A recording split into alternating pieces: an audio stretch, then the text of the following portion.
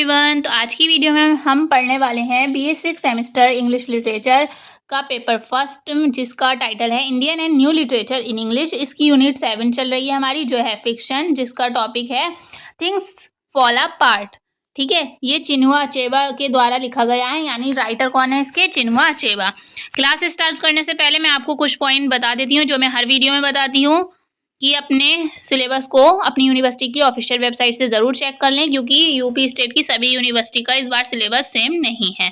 ठीक है, और साथ साथ अगर आपकी यूनिवर्सिटी का पैटर्न जो है एमसीक्यू है, तो इसका मतलब है कि आपको सिर्फ एमसीक्यू नहीं पढ़ने हैं, बल्कि ऑथर के बारे में भी पढ़ना है, समरी भी पढ़नी है, फैक्ट्स भी पढ़ने हैं, उसके बाद एमसीक्यू क्वेश्चंस करने हैं, वो भी ऑल, चाहे वो 50 हो चाहे 100 हो। उस टॉपिक से जितने भी क्वेश्चन बन रहे हैं वो सभी हमको बाद में करने होते हैं। ठीक है, तो आज की वीडियो में हम ऑथर पढ़ेंगे, ऑथर के बारे में जानेंगे, स्टोरी है क्या, मतलब समरी समझेंगे, और उससे रिलेटेड जो भी फैक्ट्स हैं, इंपॉर्टेंट पॉइंट हैं जो एमसीक्यू क्वेश्चंस के लिए इंपॉर्टेंट है, उसको देखेंगे। ठीक है, जिनके भी सिलेबस में ये टॉपिक है उन सब के लिए ये वीडियो बहुत ज़्यादा इंपॉर्टेंट रहेगी, क्योंकि बहुत अच्छे से समरी को हम समझेंगे आज की वीडियो में।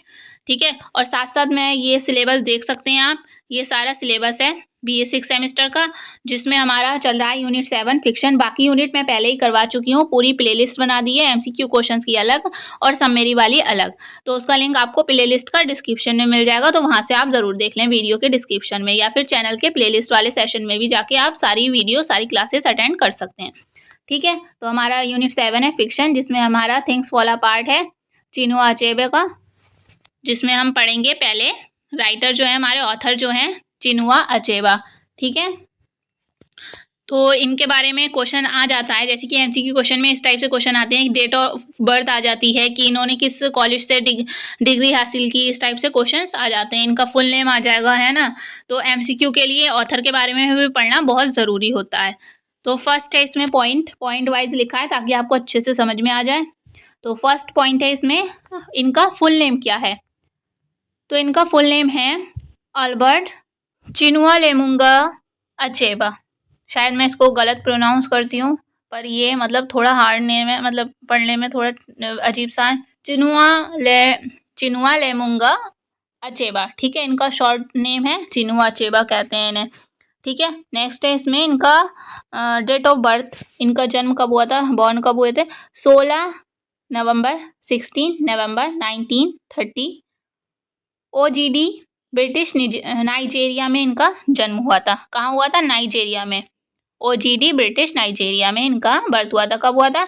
16 नवंबर 1930 में। 16 नवंबर 1930 डेट याद रखिएगा, आ जाती है अक्सर। इनकी मृत्यु कब हुई थी, इनकी डेथ कब हुई थी? 21 मार्च 2013। एज कितनी थी? 82 मतलब 82 वर्ष के जब इन थे ये, तब इनकी डेथ हुई थी। कहाँ हुई थी? बोस्टन मैसाचुसेट्स में इनका, यूएस में। ठीक है, बोस्टन यूएस में इनका निधन हुआ था। ठीक है, कहाँ पर? मैसाचुसेट्स में, यूएस के। ठीक है, स्पाउस यानी जीवन साथी कौन था इनका? Christiana Chinwe ओकॉली। क्रिस्टियाना चिनवे ओकॉली इनकी जो मतलब वाइफ कह सकते हैं, जीवन साथी जो थी, उनका नाम था क्रिस्टियाना चिनवे ओकॉली।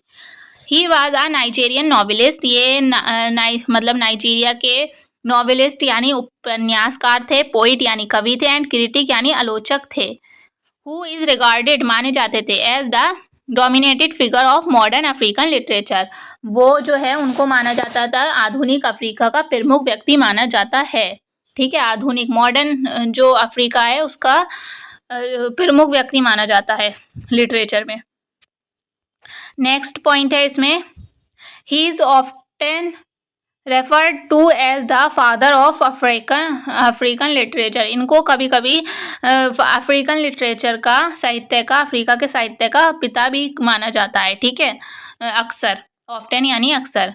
नेक्स्ट पॉइंट है द फिफ्थ चाइल्ड ऑफ, ये 5वें नंबर के बच्चे थे अपने माता पिता के, जिनकी माता पिता का नाम था Isaiah Okafor Achebe and Janet Iloegbunam Achebe. His father was an instructor in Christian catechism for the church missionary society. जो चर्च की मिशनरी सोसाइटी होती है ना, उसमें वो एक टाइप के अध्यापक थे, ठीक है, इनके जो पिता थे। इसमें चर्च की जो मिशनरी सोसाइटी थी उसमें एक अध्यापक थे, एक शिक्षक थे, ठीक है। नेक्स्ट है इसमें point, Chinua Achebe received the honorary fellowship of the American Academy of Arts and Letters. इनको फेलोशिप मिली है, ठीक है, American Academy of Arts and Letters की, as well as honorary doctorates from more than 30 colleges and universities. 30 college और university से ज़्यादा इनको डॉक्टरेट्स के से जो होनरी सम्मान होता है डॉक्टरेट्स वाला, उससे सम्मानित किया गया है, ठीक है। नेक्स्ट है इसमें point, he was also recipient of Nigeria's highest award जो होता है इंटेलेक्चुअल यानी बौद्धिक अचीवमेंट्स का, the Nigeria National Merit Award, वो भी इनको मिला है, ठीक है। ये नाइजेरिया का सबसे हाईएस्ट अवार्ड माना जाता है। नेक्स्ट है इसमें, नेक्स्ट पॉइंट बहुत ज़्यादा इंपॉर्टेंट है, इसकी डेट भी याद रखना होगी आपको। 2007 में he won the Man Booker International Prize Man Booker International Prize इन्हें कब मिला? 2007 में, ठीक है। तो अब हम इनके वर्क देख लेते हैं, इनके वर्क क्या हैं। तो ये 3 वर्क बहुत ज़्यादा इंपॉर्टेंट है क्योंकि इनको अफ्रीकन ट्रायलॉजी कहा गया है। क्या कहा गया है? अफ्रीकन ट्रायलॉजी, ठीक है। ये 3 नॉवेल को क्या बोला गया है? इनकी अफ्रीका की ट्रायलॉजी हैं ये, जिसमें है फर्स्ट थिंग्स फॉल अपार्ट, ये इनका फर्स्ट वर्क है जो 1958 में पब्लिश हुआ था और यही हमारे सिलेबस में भी है। Things fall apart, no longer at ease 1960 में पब्लिश हुआ था, 2 ईयर्स बाद। एरो ऑफ गॉड 1964 में पब्लिश हुआ था, 4 ईयर्स बाद, मतलब इसके 4 ईयर्स बाद, ठीक है। और इनको बहुत ज़्यादा इंपॉर्टेंस दी गई है, इनको अफ्रीकन ट्रिलॉजी कहा गया है। तो क्वेश्चन में आ सकता है कि अफ्रीकन ट्रिलॉजी में कौन से नॉवेल आते हैं, जिसमें से आपको कौन सा नॉवेल नहीं है, ठीक है, जिसमें से आपको 4 ऑप्शन दिए जाएंगे जिसमें से एक नॉवेल नहीं होगा, है ना, इसका पार्ट, तो उसी पे टिक लगाना होगा। तो इस टाइप से क्वेश्चन बन के भी आ सकता है। तो ये इंपॉर्टेंट पॉइंट है, यार ध्यान रखिएगा इन तीनों के नेम। नेक्स्ट है हमारा वर्क इनका, इसके बाद भी इन्होंने 2 नॉवेल्स लिखी हैं, इनकी डेट याद करने की ज़रूरत नहीं है क्योंकि ये इतनी इंपॉर्टेंट भी नहीं है। तो फर्स्ट है इसमें a man of the people और सेकेंड है एंथल्स ऑफ द सवेना, ठीक है। नेक्स्ट है हमारा शॉर्ट स्टोरीज हैं इनकी कुछ इंपॉर्टेंट, ठीक है, वो भी देख लेते हैं। Marriage is a private affair, dead man's path, civil peace, the Heinemann book of contemporary African, और शॉर्ट स्टोरी भी है इनकी ये एक शॉर्ट स्टोरी है, ठीक है, जो 1992 में पब्लिश हुई है। गर्ल्स एट वॉर, ये भी इनकी इंपॉर्टेंट नॉवेल है। नेक्स्ट है इनकी पोएम्स, जिसमें है first vultures, beware, soul brothers and Christmas in Biafra, ठीक है, ये इनकी पोएम्स हैं। तो ज़्यादा इसमें ध्यान रखने की ज़रूरत नहीं है, इसमें ट्रिलॉजी वाला ज़रूर ध्यान रखिएगा तीनों के नेम, और पोएम्स के नेम भी बस पढ़ लीजिएगा, इतना ज़्यादा कहाँ ही ध्यान रहता है, पर ट्रिलॉजी वाला जो है, ट्रिलॉजी वाला वो ज़रूर ध्यान रखिएगा। चिल्ड्रंस बुक्स भी इन्होंने लिखी हैं, वो भी देख लेते हैं। तो फर्स्ट है इसमें Chike and the river, the flute, the drum, how the leopard की गोट हिज क्लोज, ठीक है, ये इनके चिल्ड्रंस के लिए बुक्स हैं। नेक्स्ट है हमारा थिंग्स फॉल अपार्ट, जो हमारा टॉपिक है, ठीक है, थिंग्स फॉल अपार्ट। तो ये कब लिखा गया था? 1957 में लिखा गया था, और कहाँ लिखा गया था? नाइजीरिया में लिखा गया था, क्योंकि जो हमारे चिनुआ अचेबा हैं वो नाइजीरिया से ही बिलोंग करते थे। पर पब्लिश डेट याद रखिएगा, 1958 में पब्लिश हुआ था। ये कब पब्लिश हुआ था? 1958 में। और किस पीरियड में ये पब्लिश हुआ था? तो उस टाइम चल रहा था, मतलब पोस्ट कॉलोनियलिज्म के बारे में, मतलब उस टाइम का टाइम था पोस्ट कॉलोनियलिज्म। कॉलोनियलिज्म क्या होता है ये हम आगे भी समझेंगे। अभी सेटिंग क्या थी इसकी? South eastern part of Nigeria में इनकी सेटिंग थी। इसके 3 पार्ट्स हैं, उसके बारे में भी समझेंगे। 3 पार्ट्स में क्या क्या दिया है। जेनर क्या है इसमें? ट्रेजेडी है, क्योंकि इसका जो एंड होता है, जो इसका मेन हीरो है वो अपने आप को आत्महत्या कर लेता है, मतलब अपनी, ठीक है। तो इसका जो जेनर है वो है ट्रेजेडी, यानी दुख भरा एंड। टाइटल क्या है? द सेकेंड कमिंग, यानी द सेकेंड कमिंग से मतलब जो टाइटल है इसका थिंग्स फॉल अपार्ट, ठीक है। तो वो कहाँ से लिया गया है, जो ये पोयम है द सेकंड कमिंग, ठीक है, वहां से इस टाइटल को लिया गया है। The title of the books was taken from a poem called the second coming by W.B. Yeats के द्वारा जो लिखी गई है द सेकंड कमिंग, वहां से इसका टाइटल लिया गया है थिंग्स फॉल अपार्ट, ठीक है। तो इसके मैंने बताया कि 3 पार्ट हैं, जिसमें पार्ट फर्स्ट में किस बारे में बताया गया है, describes his family, personal history and the customs and society of the Igbo. Igbo एक प्रजाति है, ठीक है, और इनका जो कस्टम है, इनकी जो समाज है उसमें कैसे रीति रिवाज हैं, उन सब के बारे में बताया गया है, इनकी क्या क्या मान्यताएं हैं, ठीक है। और जो प्रोटोगोनिस्ट है, मतलब मेन जो हीरो है, उसकी फैमिली और पर्सनल हिस्ट्री के बारे में फर्स्ट पार्ट में बताया गया है। मतलब इग्बो के जो रीति रिवाज हैं, इग्बो समाज और मतलब इग्बो प्रजाति के जो रीति रिवाज हैं, उनके बारे में इसमें बताया गया है पार्ट फर्स्ट में। सेकेंड और थर्ड में बताया गया है इंट्रोड्यूसेस द इन्फ्लुएंस यानी प्रभाव of Europeans colonialism and Christian missionaries on ओकोंगवो।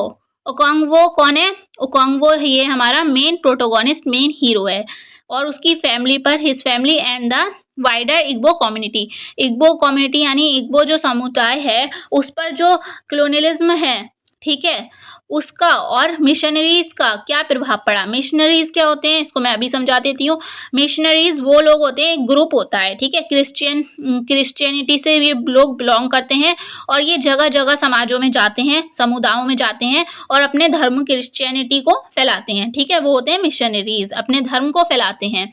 वो कहते हैं कि एक ईश्वरवाद में वो खुद विश्वास करते हैं, तो वो एक ईश्वरवाद कहते हैं कि एक ईश्वरवाद को मानो, और लोगों से भी जो दूसरे समुदाय में बिलोंग करते हैं, ठीक है। और वो कहते हैं कि जो तुम जिस को मानते हो वो रियल नहीं है, जो एक ईश्वर होता है, इस टाइप से वो सबको समझाते हैं, अपनी शिक्षा बांटते हैं, अपने धर्म का प्रचार करते हैं। एक टाइप से क्या करते हैं, एक लाइन में कहा जाए तो मिशनरीज जो होते हैं वो अपने धर्म का प्रचार करते हैं जगह जगह जाकर, ठीक है। यूरोपियन कॉलोनियलिज्म भी इसमें आता है। जब वो लोग प्रचार कर देते हैं तो उसके बाद जैसे कि अफ्रीकन ब्लैक पीपल हुआ करते थे, वो अपने समुदाय में रहा करते थे, अपने रीति रिवाज को फॉलो करते थे। पर मिशनरीजों ने क्या करा, मतलब वहां पर गए और उन्होंने अपना धर्म फैलाया, तो वो कॉलोनियलिज्म आ गया, ठीक है। तो वो होता है कॉलोनियलिज्म। तो उसी के बारे में इसमें दिया गया है पार्ट सेकंड और थर्ड में, ठीक है। और उसका क्या प्रभाव पड़ता है इन क्रिश्चियनिटी धर्म का और मिशनरीज का ओकोंगो और उनकी फैमिली पर, ये भी दिखाया गया है, ठीक है। पूरी इग्बो कम्युनिटी पर क्या प्रभाव पड़ता है ये भी दिखाया गया है, ठीक है।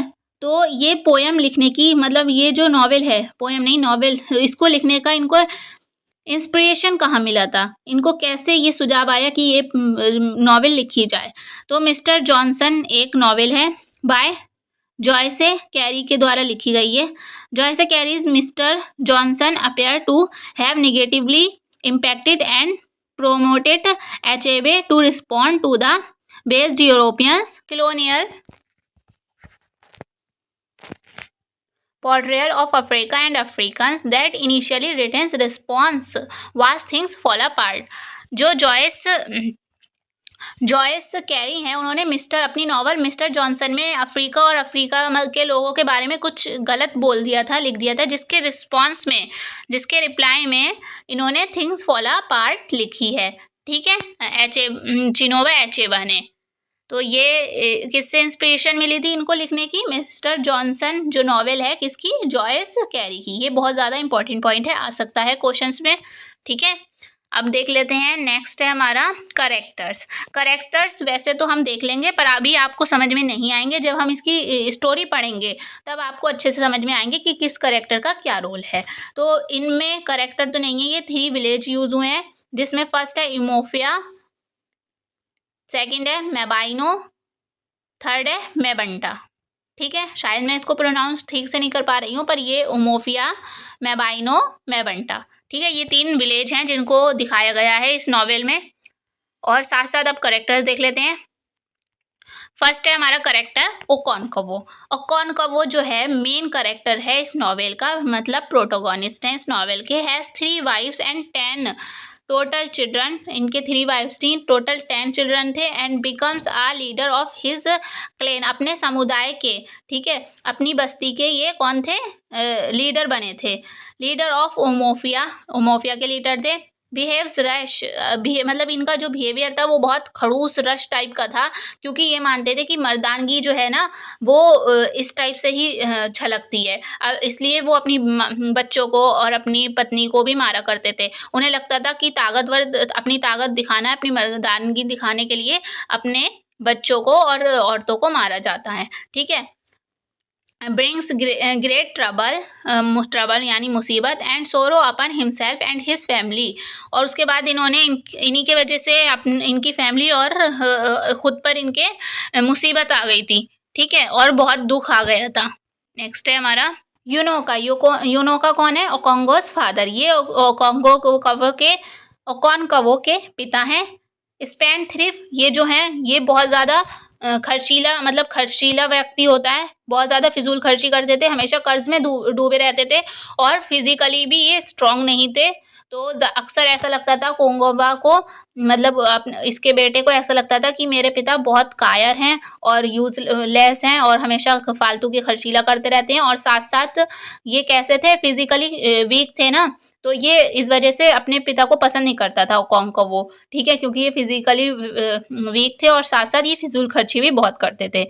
टैलेंटेड भी थे, पर ये म्यूज़िक मतलब गाना गाया करते थे, ठीक है, म्यूजिशियन थे एंड जेंटलमैन थे, ठीक है।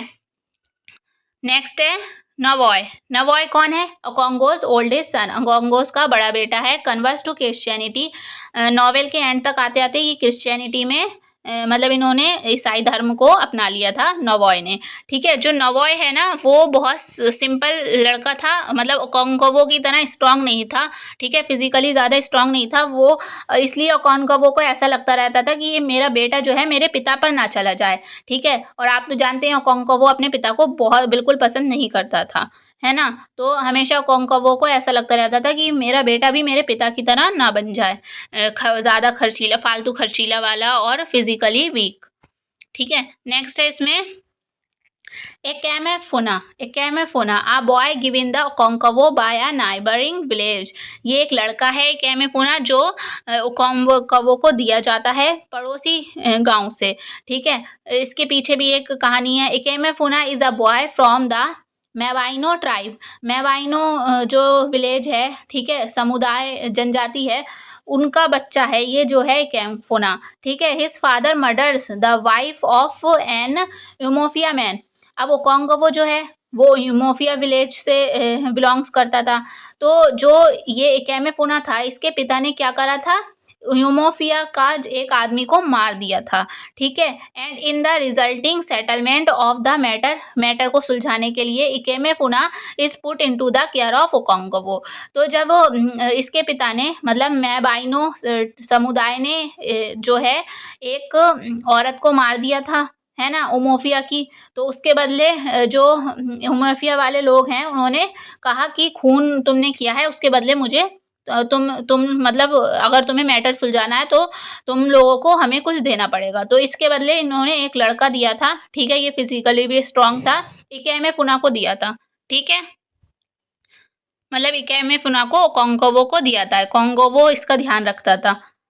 नेक्स्ट है इसमें character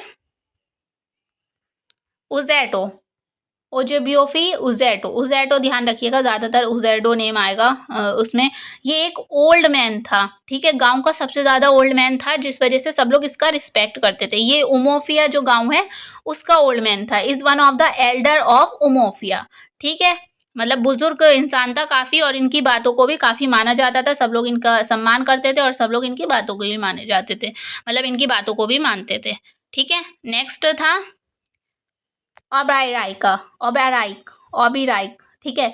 ओबेराइक is ओकोंगोस best friend from उमोफिया, जो ओकोंगो का बेस्ट फ्रेंड था ये ओबेराइक जो था, ठीक है। नेक्स्ट है मिस्टर ब्राउन जो थे first white missionary who came to Umuofia, ये एक मिशनरी, मैंने बताया मिशनरी एक ग्रुप होता है, ठीक है, उसके लीडर थे ये, और ये उमोफिया में गए थे, ठीक है, और ये काफ़ी मतलब ठीक इंसान थे, मतलब ज़्यादा जुल्मी नहीं थे, थे तो ये मिशनरी मतलब पर अच्छे इंसान थे ये मन से। नेक्स्ट है इनके एक ट्रांसलेटर भी होते हैं। मिशनरीज जो ग्रुप होता है उसमें एक ट्रांसलेटर भी होता है, मिस्टर क्यागा भी था, ठीक है।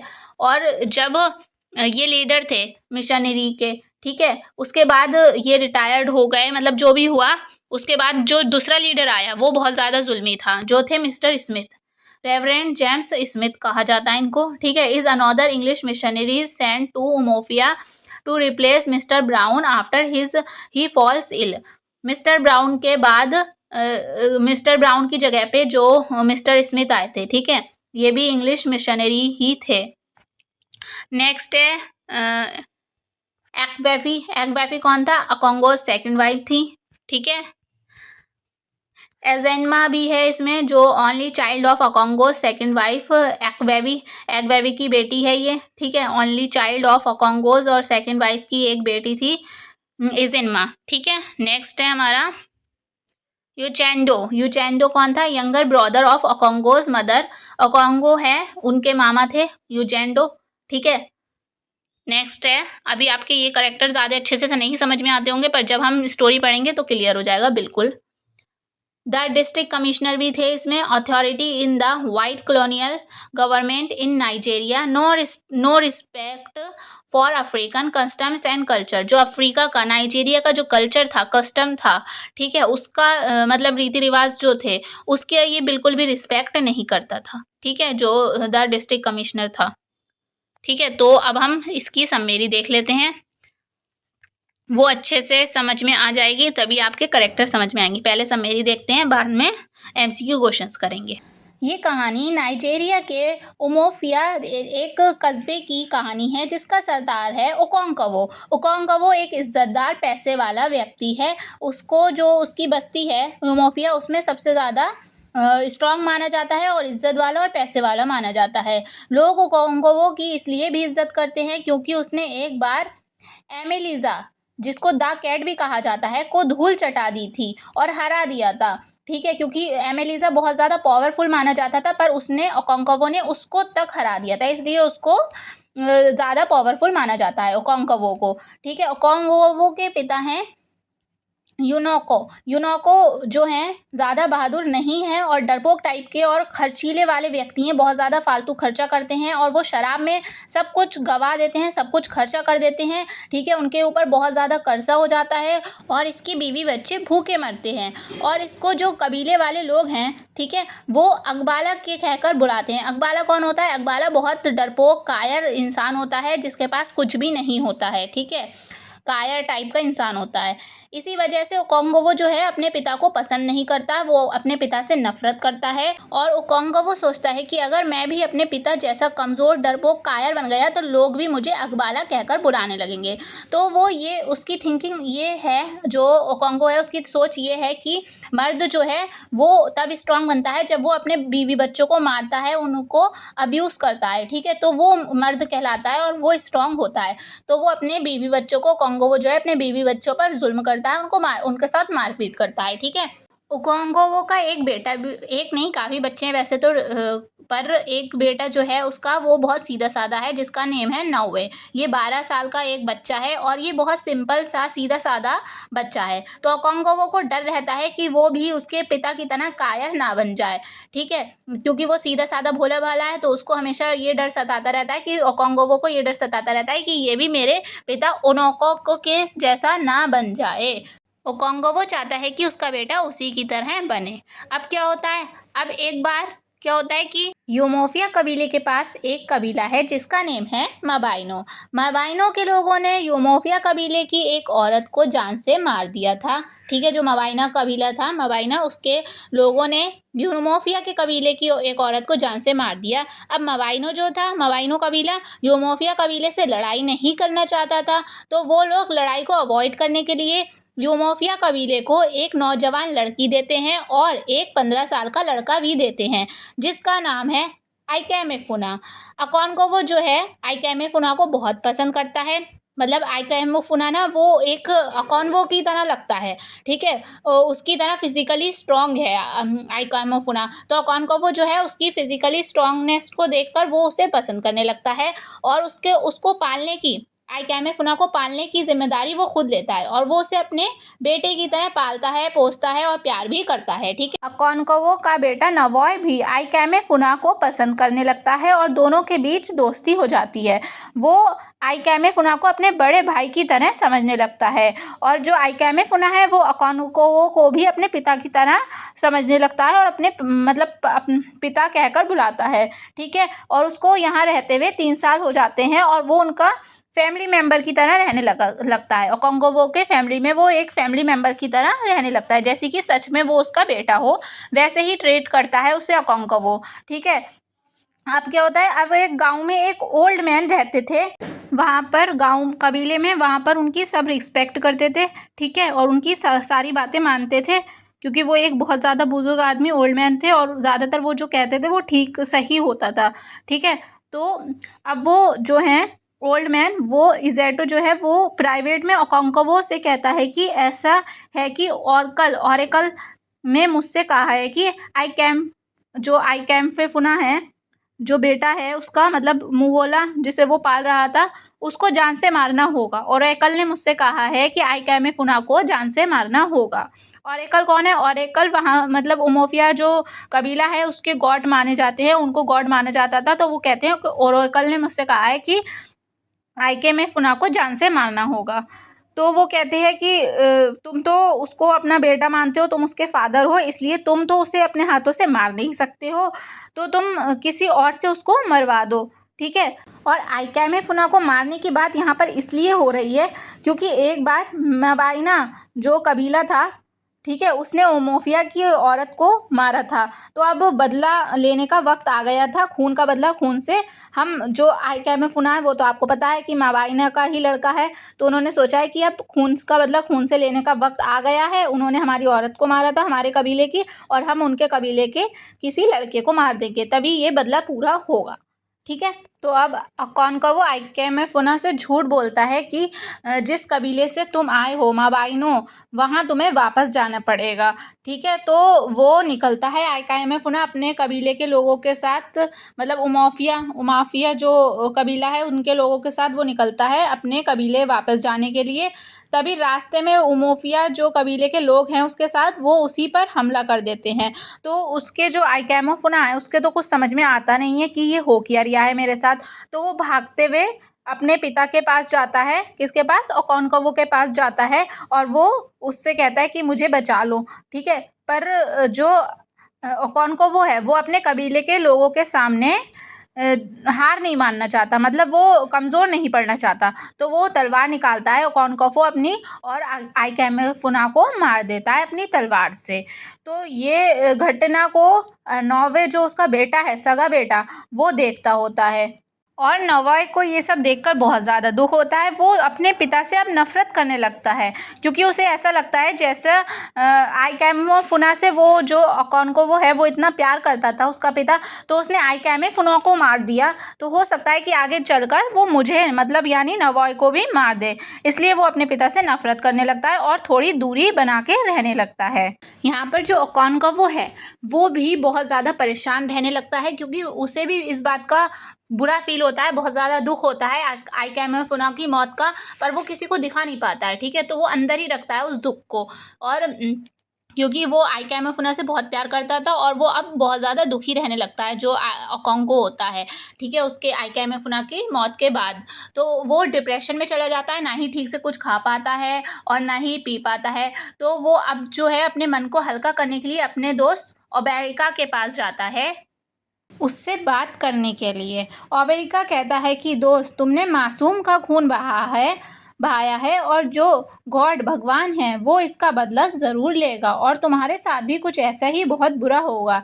इसी दौरान क्या होता है, एजेडो जो था बूढ़ा आदमी, जिसको बताया था स्टार्टिंग में कि एक बूढ़ा आदमी था गांव का, उसकी मौत हो जाती है। काफ़ी लोग उसकी मौत पर जाते हैं और गांव का, मतलब कबीले का ये रस्म है कि किसी की मौत पर ड्रम बंदूकें चलाई जाती हैं और ड्रम बजाए जाते हैं। तो गलती से ओकोंकवू से जो है, गलती से बंदूक की गोली उसके ओजेडो जो था, उसके बेटा था 16 साल का, उसके जाकर लग जाती है और उसके 16 साल के बच्चे की मौत हो जाती है। और वो जो 16 साल का बच्चा था वो ओज़ेडो का वंशज था, ठीक है, उसका वंश था। तो उसकी मौत हो जाने के बाद उसका वंश खत्म हो जाता है ओज़ेडो का। तो ये बहुत बुरा मतलब बहुत बड़ा गुनाह कहलाता है ओकोंगवो का, क्योंकि गांव वाले उसको बहुत मानते थे उस बूढ़े आदमी को। तो उसके वंशज को मार देना एक बहुत बड़ा गुनाह कहलाता है। तो ओकोंगवो को फिर 7 साल के लिए इस गुनाह की सज़ा के लिए 7 साल के लिए गांव से बाहर भेज दिया जाता है उसके मतलब उसकी पूरी फैमिली को। तो फिर वो जो ओकोंगवो है वो अपने माँ के कबीले में, जो माँ का कबीला है मावंडा, वहाँ जाता है, ठीक है। ओकोंगवो के जाने के बाद उसका जो घर है उमोफिया में, उसको जला दिया जाता है ताकि जो उसका गुनाह है उसकी सज़ा गांव वालों पर ना पड़े। मतलब ओकोंगवो की सारी निशानी जो गांव में बची थी वो उसका घर उसको जला दिया जाता है ताकि जो गुनाह करा है ओकोंगवो ने उसकी सज़ा गांव वालों पर ना आए। दूसरी तरफ ओकोंगवो अपने माँ के कबीले में पहुँच जाता है और उसके अंकल उसका वेलकम करते हैं, घर देते हैं, उसको फार्म्स देते हैं ताकि वे ठीक से वहाँ रह पाए। लगभग 1 साल बाद जो है ओबेरी का जो दोस्त है ओकोंगवो का, वो उससे मिलने आता है और उसे बताता है कि हमारे जो पड़ोसी गांव था अबेम गांव को गोरे लोगों ने लूट लिया है। और ओबेरिका बताता है कि यूमोफिया के देवताओं ने ये भविष्यवाणी की है कि गोरे लोग हमारे कल्चर और ज़मीन को भी बर्बाद कर देंगे। ये बात सुनकर गांव के लोगों ने एक अंग्रेज़ को मार देते हैं, एक अंग्रेज़ को मार दिया, जिससे वहाँ पर और भी काफ़ी सारे अंग्रेज़ आ गए, यूमोफिया में और भी सारे अंग्रेज़ आ गए और हमारे हज़ारों लोगों को मार दिया उन लोगों ने। इसी दौरान ओकोंगवो जिस गांव में रह रहा था, जिसका नाम था मेवेंडा, वहाँ 6 मिशनरीज आते हैं। मिशनरीज कौन होते हैं? वो लोग जो अपने धर्म यानी अपने रिलीजियन को प्रमोट करते हैं, ठीक है, वो वहाँ पर आते हैं। और उनके साथ साथ एक ट्रांसलेटर भी होता है जिसका नाम है मिस्टर क्यागा। और मिशनरीज का जो लीडर है उसका नेम है मिस्टर ब्राउन। ये लोग जो हैं गाँव वालों को ईसाई धर्म में बदलने की कोशिश करते हैं।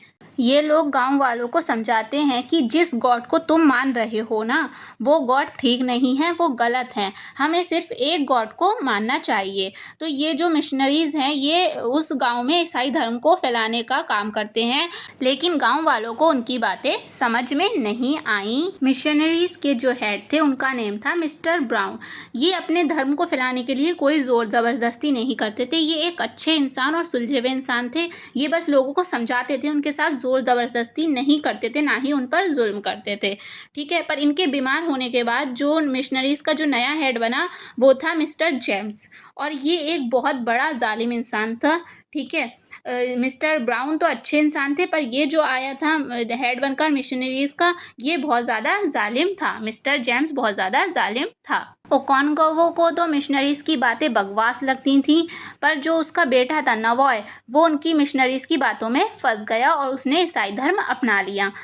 फिर क्या होता है, गांव में जो एक ज़मीन है, ठीक है, जो है ईविल फॉरेस्ट, जिसको ईविल फॉरेस्ट के नाम से जाना जाता है, गांव वालों का मानना है कि ये जो ज़मीन है वो श्रापित है और जो भी इंसान इस ज़मीन पर रहेगा या घर बनाएगा वो तबाह हो जाएगा। तो गांव के लोगों ने क्या किया, ये ज़मीन ईसाइयों को दे दी और उन लोगों ने सोचा, गांव के लोगों ने, कि ये लोग जो हैं चर्च बनाएंगे इस पर और ये लोग फिर तबाह हो जाएंगे और हमारा गाँव छोड़कर चले जाएंगे। पर जो ईसाई हैं उन्होंने वहाँ पर चर्च बनाया और उनको कुछ भी नहीं हुआ। गांव वाले सोचते हैं कि ये गोरे लोग तो बहुत पावरफुल हैं, ताकतवर हैं, क्योंकि बुरी ताकतें भी इनका कुछ नहीं बिगाड़ पा रही हैं, बुरी ताकत भी इनके आगे हार गई हैं। अब अंग्रेज़ जो है ना धीरे धीरे गांव वालों को ईसाई धर्म में बदलते हैं और देखते ही देखते जो है, जो ओकोंगवो था, ठीक है, जो 7 साल के लिए बाहर गया था गाँव से, उसकी सज़ा भी पूरी हो जाती है और वो अपने गाँव यूमोफिया में वापस लौट आता है। जैसे ही वो यूमोफिया अपने गाँव में, अपने कबीले में कदम रखता है तो वो देखता रह जाता है, अपने कबीले को देखता ही रह जाता है। यूमोफिया पूरा बदल चुका था। यूमोफिया के लोगों ने ईसाई धर्म अपना लिया था और अंग्रेज़ों ने वहाँ पर एक स्कूल भी खोल लिया था अपना। और जो ओकोंगवो का जो बेटा था नवॉय, उसने भी ईसाई धर्म अपना लिया था और अपना नाम इसाक रख लिया था, अपना नाम बदल के नवॉय से इसाक रख लिया था। इस तरह कबीले को बर्बाद होता देख ओकोंगवू को बड़ी तकलीफ होती है। वो एक मीटिंग रखता है लोगों को समझाने के लिए, ठीक है, कि मतलब इस टाइप से ईसाई धर्म को ना अपनाएं, अपने ही मतलब जो रीति रिवाज हैं उनको ख़त्म ना करें इस तरीके से, ठीक है, दूसरों के मतलब धर्म को फॉलो ना करें, अपने ही रीति रिवाज को रखें, अपने ही गॉड्स को मानें। तो इस टाइप से समझाने के लिए वो एक मीटिंग रखता है। वहाँ पर काफ़ी लोग होते हैं कबीले के, पर वहाँ पर तभी 5 अंग्रेज़ आते हैं जो ओकोंगवू है उसको रोकने के लिए। तो 5 में से जो एक इंचार्ज होता है तो ओकोंगवू उसको मार देता है, ठीक है। उस एक को मारता हुआ देख जो 4 अंग्रेज़ जो बचे होते हैं वो भागने लगते हैं, पर जो गांव के लोग हैं, कबीले के लोग हैं, वो उन भागते हुए अंग्रेज़ों को पकड़ने तक की हिम्मत नहीं करते हैं। कोई उन 4 लोगों को नहीं पकड़ता है भागता हुआ देखते हुए, ठीक है। कबीले का कोई व्यक्ति हिम्मत नहीं करता है उन लोगों को पकड़ने की। तो ओकोंगवू अब समझ जाता है कि जो गाँव है, मेरे गांव के जो लोग हैं वो अब बुज़दिल बन चुके हैं, डरपोक बन चुके हैं। अब वो वैसे नहीं रहे हैं जो 7 साल पहले थे, जिस तरह के 7 साल पहले थे वो उस तरीके के नहीं रहे हैं। अब वो बुज़दिल और डरपोक बन चुके हैं। इस तरह सब बर्बाद हो जाता है, थिंग्स फॉल अपार्ट, ठीक है। और कहानी के एंड में जो ओकोंगवू है ये सब देखकर, अपने कबीले को बर्बाद होता देखकर वो आत्महत्या कर लेता है। तो अब यहाँ पर हमारा पूरा चैप्टर कंप्लीट होता है। नेक्स्ट वीडियो में हम इसकी एमसीक्यू क्वेश्चंस कवर कर लेंगे, ठीक है। और अगर आपको इसकी पीडीएफ चाहिए तो वो इस टेलीग्राम ग्रुप पर आपको मिल जाएगी, या आप टेलीग्राम पर जाकर सर्च कर लिएगा, वहाँ पर आपको मिल जाएगी पीडीएफ सीधे, या फिर आप डिस्क्रिप्शन में लिंक दिया है वहाँ से भी आप डाउनलोड कर सकते हैं पीडीएफ को, ठीक है, वीडियो के डिस्क्रिप्शन में जाकर। और अगर वीडियो में ब्लर आई हो वीडियो यहाँ पर, या फिर कहीं पर आवाज़ ठीक ना आई हो, तो प्लीज़ आप कमेंट्स में बता दिएगा जो भी प्रॉब्लम आई हो वीडियो में, ठीक है, ताकि नेक्स्ट वीडियो बनाते टाइम मैं उस बात का ध्यान रखूँ। और साथ साथ एमसीक्यू क्वेश्चंस की जो लिंक है वो भी आपको डिस्क्रिप्शन में मिल जाएगा, तो वहाँ से आप देख सकते हैं, ठीक है। तो वीडियो थोड़ी भी हेल्पफुल रही हो तो प्लीज़ वीडियो को लाइक ज़रूर कर दिएगा और शेयर तो ज़रूर ही कर दिएगा अपने फ्रेंड्स के साथ और क्लासमेट्स के साथ। तो अब मिलते हैं नेक्स्ट वीडियो में, एमसीक्यू क्वेश्चंस कवर कर लेंगे हम, ठीक है। Thank you for watching.